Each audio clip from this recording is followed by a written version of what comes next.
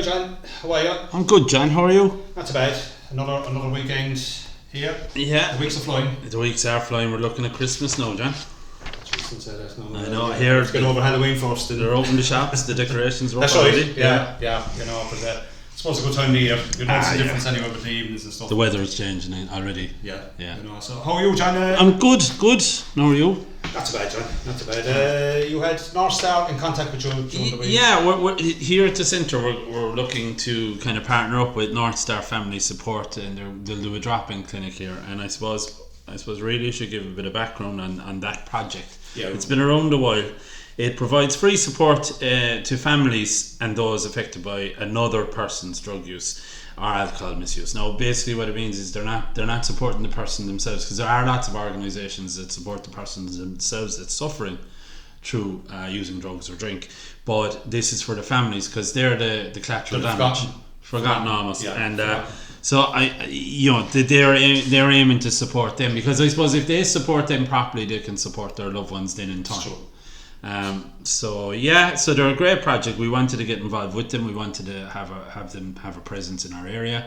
So we're offering them a place here, and that's great, John. The time will be communicated through our social media outlets and so forth. In due course. That's great, John. That's great. Yeah. To give people a chance that they can come in and speak to people in confidence. Yeah. And on a one-to-one basis and things like that. Would be pointed in the direction of support, and it's a hard. Yeah. Like when you want support for something, and if you're a lay person that's not working in community or whatever, it's very hard to know where to go, and you need the guidance. That's so, true. Yeah, we're not all up to scratch with. No, you just wouldn't know unless you've needed it. You won't know. Yeah, you won't know. So. Yeah. I actually myself, when you said NORTHSTAR, and I actually thought it was for people that had a drug problem. No, the families. It's primarily for those, or not just family, but those around them. Yeah, because they're the hidden people that are not.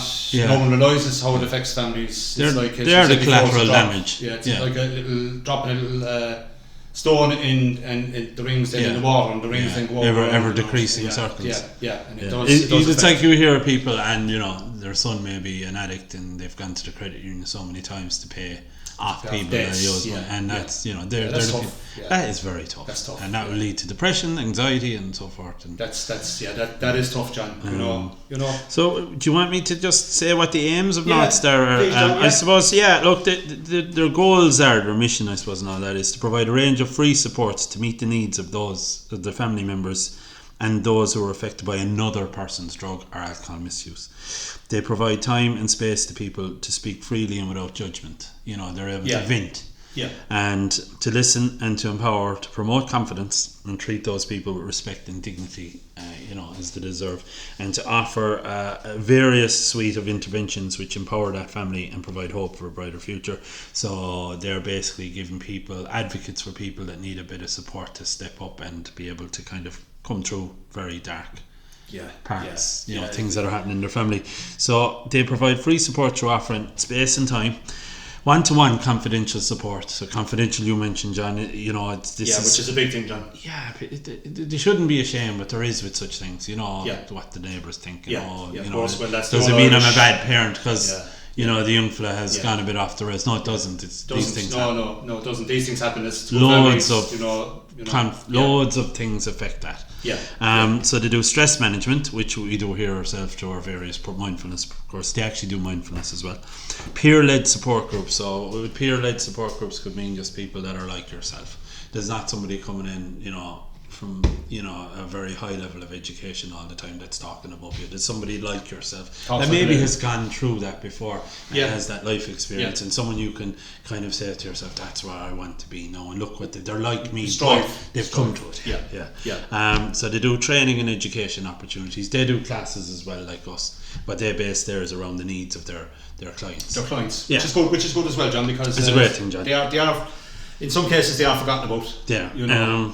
So they do complementary therapies, and these include like counselling, one-to-one counselling, because depression and anxiety and it's a dark path, It's across the board, really. Yeah, absolutely. Every person has it, and they provide respite, and they have I was up in their building. They have a building up there. Is it John Street? It is John Street, next to Gary Owen Development Project, and that's the red brick building there, John. Is it red brick? It is red brick, I think. Yeah, it's a fabulous place. I used to always wonder, you go past it, it's a lovely building. Yeah. It's a real old building. Yeah. And I never know what. No, that's their base here. Many times I walked up and down there. No, and we even, they're going to have a base here as well, but this would be more of a drop-in. Because I suppose when you're in an area and you're affected by these things, going out of your area, that's another step. It's another step, yeah. Whereas if we can make it a bit easier by giving them the space to do their good work, we were happy to do so. But that's good, John, that's great. That's great. And as I said, I never realised that building was to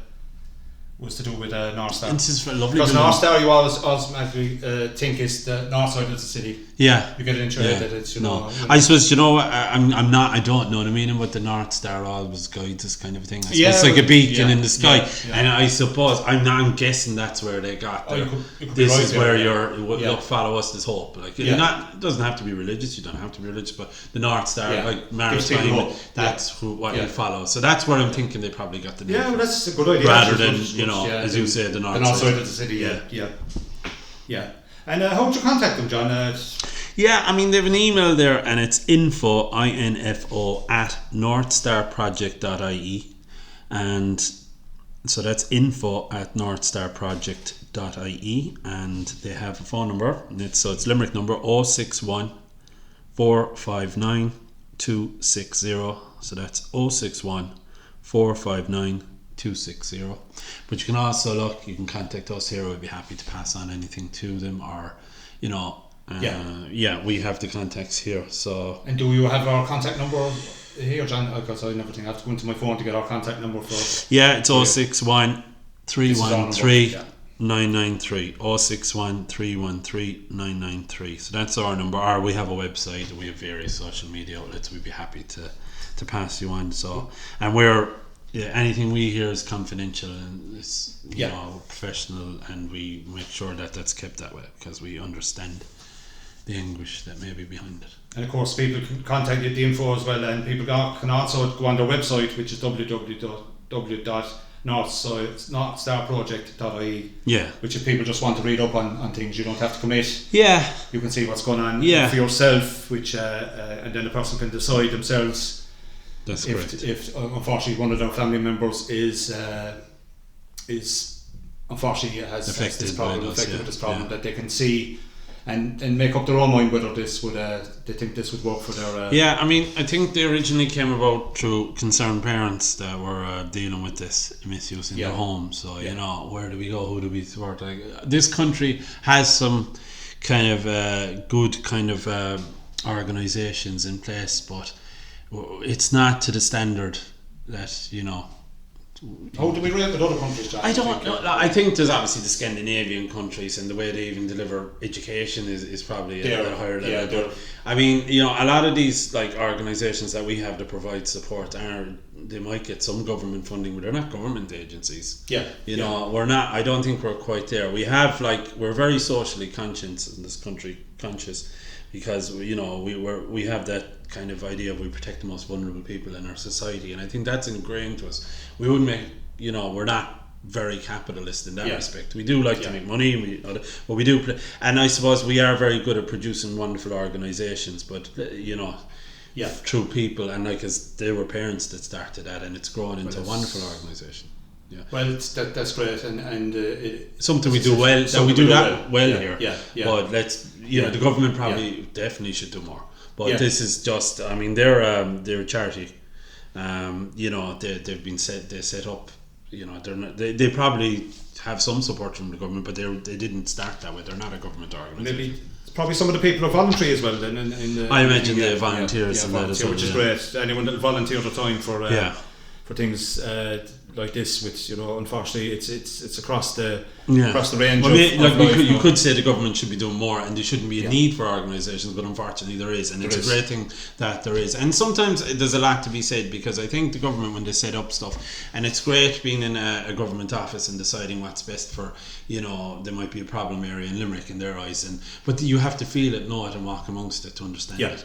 And I do think like if it was all the government, it'd probably be a problem in another way, because you wouldn't have that feet on the ground aspect and understanding. You wouldn't have the personal touch. The needs of your community. The best idea about promoting community is to build up the capacity of people within it, and by that I mean just basically empowering people to support their own community. That's the whole idea of community work.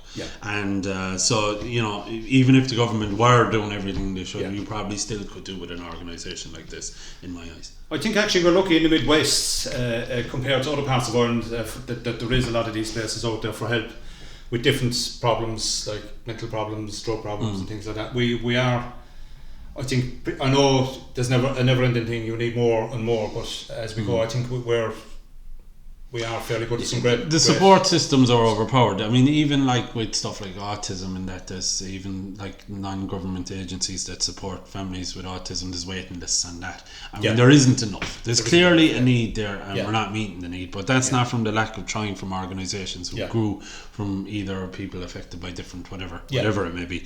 And but it's clearly not enough. But look, the groups like NORTHSTAR do great work. I mean, they work with families in the Limerick region, and it's respectful, it's compassionate, it's non-judgemental manner, and they deal with the effects of substance misuse, and they just offer interventions and support through their various tools at their disposal. And it's it's all for people to come out the other side and have a brighter future, because, as you said, they're forgotten members of the families. Forgotten members of society in general. It's you always think of the misfortune who might be on drugs and whatever. You can see the physical toll in their face, and that's awful. It's an awful thing to see, and we see it every day in our work here. You'd see it passing us in the street. But at the end of the day, then there's a worried mother at home, and she's crying, and every child is born with the same hopes and dreams in that parent's heart. Or even every child has that capacity. Take away the money aspect and what you're born into, and whatever. But for a brief moment, the world is there for that child, but then the hurdles come in, like I'm born in an impoverished area, my parents might be there for me, and there's all these other things that come into it, and we have to, and families are there and they're distraught. It's a very, very tough situation, for anyone that's involved in it, and hopefully any listeners to the show there today, if they are involved with some of their loved ones or involved, hopefully they could contact NORTHSTAR, or even just go onto their website and just see what they do, and hopefully that could be the start of helping the family. Definitely. And it's great, John. One thing I have to mention as well, John, our registration day, we're not boasting here in St Mary's or anything, but the registration day was massive. It's biggest one ever. Yes, and actually NORTHSTAR came as a guest of ours here with Adapt Women's Services, who we like to support too. And the queues were going through the yard. I've never seen it before. I mean, the word they're going to need a bigger boat came to mind. The Jaws. It was like some of those Jaws. It was. We're just we're bursting at the seams, and that's a great thing. People want to get out, mix with people, socialise, and maybe learn a skill or two, or just sit down, have a cup of tea with someone, and meet a friendly face. Now, I have to say, John, and include yourself in this, all our staff here very welcoming, and we get a buzz out of people coming in here and complimenting the welcome they receive, because it feeds back to you, doesn't it? It does, John. It gives it's a lift you get. Absolutely. It's a lift, because you're just seeing the joy on people's faces. And a lot of the people are retired. They don't want to sit at home looking out the window and things like that. They want to go and learn a new skill. They want to keep their brains active. And also then they want to get out and meet different people and to make friends for life over some of the classes. And then we have the others. We do have the new programme. We're doing a level 5 in healthcare support, which is, like the people that work for the HSE that go around, for instance, to older people's houses, and they might check on their sanitary needs and all that kind of stuff, or Bluebird or any of these other organisations, or they could work in a nursing home. And that's a great thing, because one of the biggest hurdles for people in our area, and a lot of areas really, for for getting back to work is childcare. Yeah. So it's finding job that inexpensive. But Yeah. a job and with these jobs that you can get from this course, you can actually be flexible and work your clients around the picking up and dropping your kids to school, which we had that very much at the back of our mind when we were negotiating with the ETB to deliver it, but we are going to deliver it now, and it's been confirmed. Yeah, it's a fabulous thing. Amongst many of our other stuff, intro to Microsoft Office. Our goal there, for instance, is to get people who want to work in reception or admin in community centres, which is something we understand and know. And we do intro to graphic design. You've done the graphic design. You understand brilliant class. And then you have your craft stuff and your mindfulness. We're very fond of our positive mental health stuff. We need that today. Everyone needs that today. And it was a fabulous day. But look, even with that day, last night we attended a jobs fair in Kings Island Community Centre, which is where all local business, not just local, the army were there recruiting, there was the community guards were there, I think there was a lot of support agencies, Intri over there, and a few other, like our gym were there, and we were there offering what we do, because we have a few vacancies on the C scheme, but also we're trying to introduce English as a secondary language classes, so we needed to make sure we had enough interest, so we got a lot of names there. Oh, that's good. Because community isn't just about Irish people. No. It's community is always expanded. It is, like, and that's the thing. That's the thing. Community, and these people are, which we said in a radio show a couple of months back, or these people have a lot to bring to the country. They do. And it's nice to give them a chance. And the thing that holds them back is the language. Yeah, and you know what? People say, but they're bringing in their own culture. That's a good thing. It's a melting pot. But besides that, then the integration will be there, because they're going to be our own Irish people, and they'll be mixing, and they'll see how we like to do things. And that's right. It's even they'll intermingle into our culture as much as and we'll learn a bit from them, and that's only a good thing. That's a good thing. People should be less afraid of that. I think. At the end of the day, it should be embraced. Yeah, we're all human beings. We are. John, sorry, I stopped you in full flow there a minute ago. No, I just found the NORTHSTAR Support Project. They had this little book of hope, which we have a few copies here, and it's a guide through if somebody's interested, and say they need a little bit of a kind of a pep talk to themselves. It's very well put together. Yeah, it's all about all the stuff you will do with them, and self-care, how important that is, because you can't look after someone else till you look after yourself. You need to be mindful of that. You are not alone. A lot of the messages through the book are setting boundaries, reducing your stress, boosting your self-esteem, protecting your mental health, all the good stuff. And it's a lovely little book they put together themselves, it's lovely, and it's nice and colourful.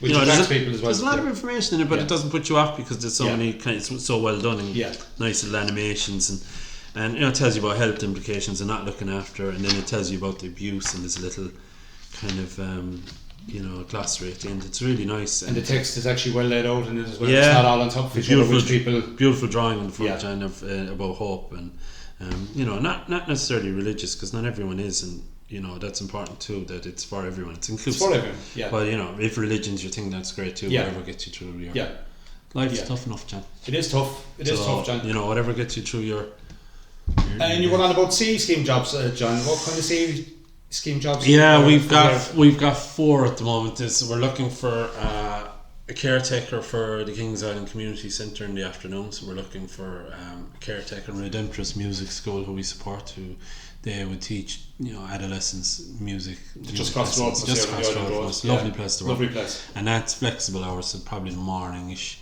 mid-morning maybe. And we have our Aging Plus programme, which is the minor home repairs for the elderly we do, and we're looking. We've so many clients now. We want to expand a bit. We have 3 lads that are kind of going out, but we could do with another fella for the afternoons. Somebody that may be a bit community minded. A little bit of skill would be nice, but at the end of the day, everyone gets a chance here anyway. I think but even if you just have a good heart, that's enough for me. And the other one, the last one, the brand new one, is we're looking for, I don't know what way to put it, a greeter / receptionist / museum kind of guide up for the St. Mary's Cathedral. And it's a lovely little job. You greet people coming in, and you might pass out the brochures and that kind of stuff. And it's probably a mid-morning job. And you'd work in the museum, maybe the gift shop up there a little bit. And that'd be interesting. Yeah, because it's a beautiful historic part of our. Especially someone that wants to, maybe has the foresight that down the line that they might want to go into the history side of things, and Like even Pleasant West. Pleasant West. Yeah, we're talking to an American couple outside there one day, outside the front, and they were asking, was there anyone that the tours go around Limerick and things like that. And I know there is one or two of the tours go around, but I couldn't give them where they go from. Yeah. Well, there's a lovely one up there, and King John's Castle, and this is the medieval quarter, isn't it? What we call down here, and I mean, our building, if people don't know, is surrounded by the old Limerick Wall. That's right. Which is the historical. That's the one that you'd be picking the weeds out of. John. We have to pick the weeds out very carefully, John. Very carefully. Protected building. Protected building, as you know. You know, God knows what you'd, even if you dug up this place, God knows what you'd find in here. God knows, you know, history, pure history. We're working around. Maybe a couple of former seas I know, don't. Maybe. No, but John, that's great with the North Star thing, and if there's anyone listening out there today and they don't want to get involved in sea scheme work, which we spoke about a couple of weeks back, if you don't want to do it here, there's other sea schemes around Limerick County or city and around the Midwestern region as well, and people are crying out for support now. The sea scheme is very hard to get the workers to fill it now, and if people are interested in trying to get back to work, I mean, sea scheme, like, you know, it's different for everybody. Like, you know, it depends on what stage your life you're at. Like, some people just never got into the habit of work for whatever reason, and again, you know, some of those reasons could be drugs, or it could be just, you know, they didn't grow up in a house where they've seen that's what their parents done. It isn't the norm. And that could be just getting somebody kind of ready, and it's a gentle introduction to the work, because we do have a kid gloves kind of approach, you know. It's not very we just kind of guide people and explain, you know, how work affects your life, and that's how you get things and build. Get you into the work ethic, and you have your own few bob. You're working for your own, and you're building towards something. And again, it's important to have goals, like, because if you don't have a goal in life, I mean, what's well, you have to have hopes and dreams, you know, and in some cases you're worried that is the younger generation's hopes and dreams being dashed, because firstly they can't get anywhere to live. Secondly, you know, trying to afford things, it's you know, even groceries, keep yourself heated and things like that. Everyone is affected by it. And young people's dreams go down, then there's an upsurge again of people emigrating from the country. Some of the people that are best educated. Well, the housing crisis. Hit a generation of you know, of talent. We're going back to our grandparents' parents' time again, that there's going to be mass immigration again.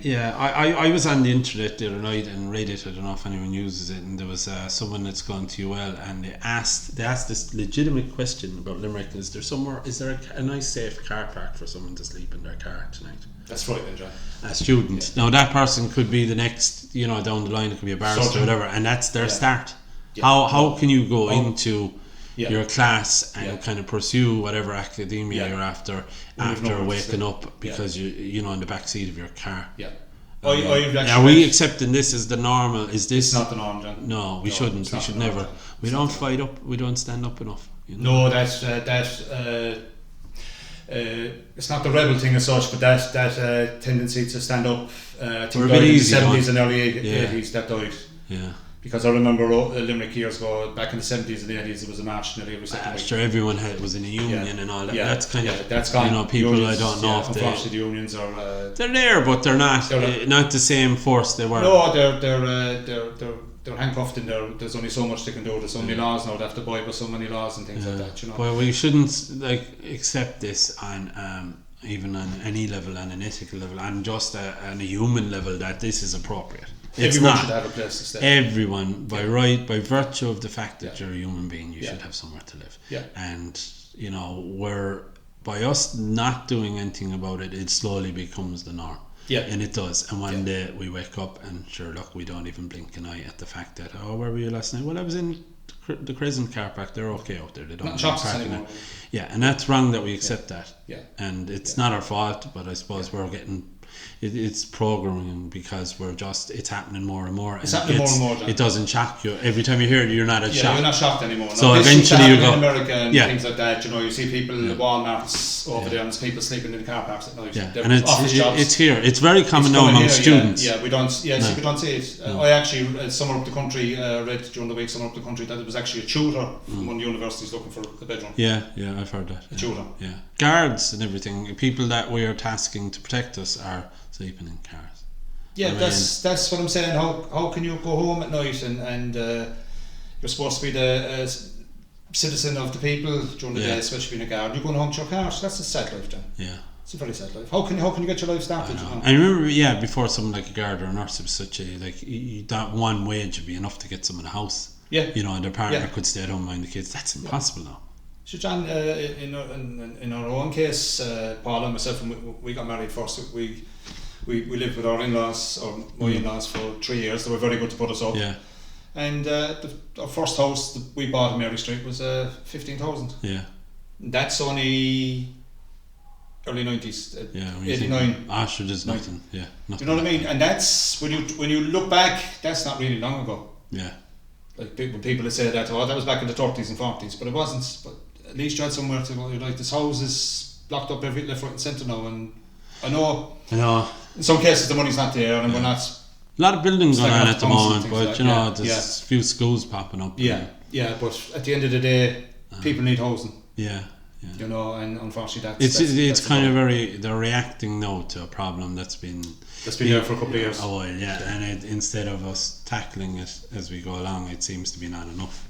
Well, we always put it on. We tend to do that in Ireland, don't we? Even ourselves, we put it. We'll do it tomorrow. There's a generation now, in their 20s, that they may never own a home. They won't own their own home, no. Unless you're probably waiting for your parents to pass on and get your inheritance, and that probably won't even be enough to get you. But buying your own home is always the kind of, and especially the country we're in. I know in the continent it's very much a rental, and because we had this history of the struggle for our own. Strive, and we are pretty much not densely populated, so there's plenty of land there. Yeah. But now it's just even renting. If you get a place to rent, you hold on to it, like. Yeah. And then you're worried, and I know that some of the landlords, not slagging off the landlords either, some of the landlords have to set up. Yeah, it's not viable. It's not viable. Then the people are out on the side of the road. And I suppose if you got a council place, that's where you're a bit safer, isn't it? You are safer. That's what I've tried to get my daughter to do, the same, go on the housing list. Just to have the name. 5, 6, 7 years ago, and they still haven't done it. And as I said, anyone that's out there today, go on the housing list. That'll be a bit of advice. I don't know much about these things, but because that housing list is just extending the waiting list. It's probably 10 years, John. Waiting list there, but at least you're on it, and sometime your turn will come. Yeah. You'd like to think you will. You'd like to think, hopefully, because we're in a weird.